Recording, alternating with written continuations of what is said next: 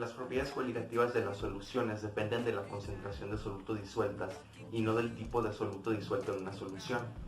El aumento del punto de ebullición describe el fenómeno en el cual el punto de ebullición de un líquido, el cual es considerado como el solvente, es más alto cuando otro compuesto es agregado, lo que significa que la solución tiene un mayor punto de ebullición que el solvente puro. El punto de ebullición es una propiedad coligativa, la cual depende directamente de la presencia de partículas disueltas y su número, pero no de la identidad de estas partículas. Este fenómeno sucede para todos los solutos dentro de una solución, aún para soluciones ideales, y no depende de alguna interacción específica entre soluto y solvente. En términos de termodinámica, el origen de la elevación del punto de ebullición es entrópico y puede ser explicado en términos de la presión de vapor o el potencial químico del solvente. Un ejemplo de esto es el agua con sal, la cual hierve a mayor temperatura que el agua sin sal. Este es el más conocido ejemplo de ascenso ebullioscópico.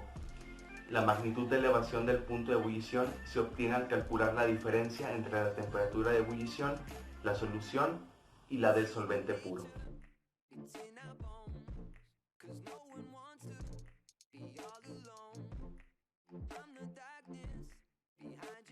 Ahora demostraré experimentalmente cómo las propiedades coligativas de las disoluciones tienen que ver con el aumento en las partículas, en este caso el aumento ebullioscópico. Para corroborarlo, lo que necesitaremos serán dos recipientes que tengan la misma cantidad de solvente, en este caso agua.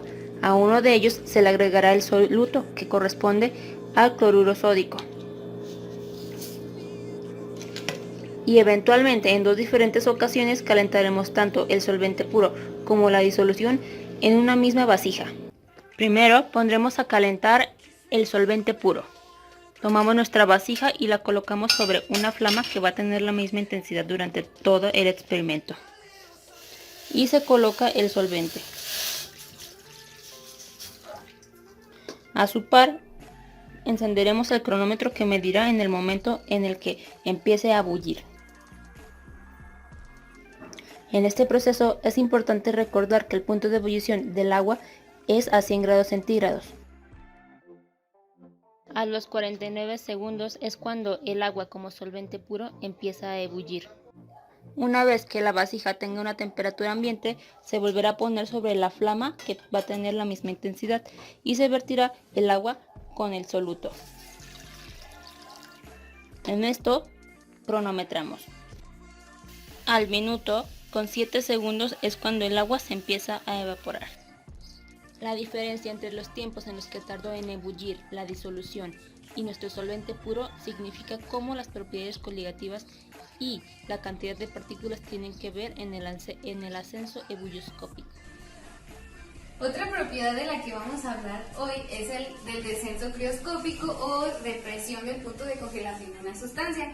Lo que esto hace referencia básicamente es que cuando nosotros agregamos un soluto a un líquido, esta temperatura de congelación va a ser menor si la comparamos con la temperatura de congelación del líquido puro.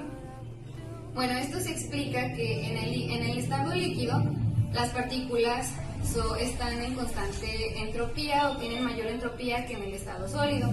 Por lo tanto, si nosotros agregamos soluto, vamos a aumentar esta entropía y las partículas es como si indujeran que necesitan llegar a un control y por lo tanto van a disminuir su temperatura para llegar más rápido al estado sólido. Algunas de las aplicaciones en las que podemos expresar esto es en la elaboración de anticongelantes para autos o, por ejemplo, en las calles cuando se congelan. Algunas personas pueden colocar sal y esto disminuirá la temperatura de congelación y por lo tanto permitirá el paso de los carros. A continuación, mi compañera Fanny va a explicar cómo podemos observar esta propiedad de manera experimental en nuestra casa.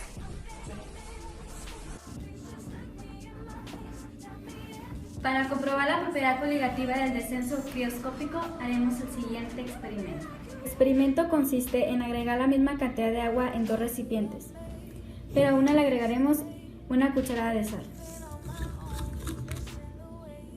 Después los llevaremos los dos recipientes al congelador por 1 hora.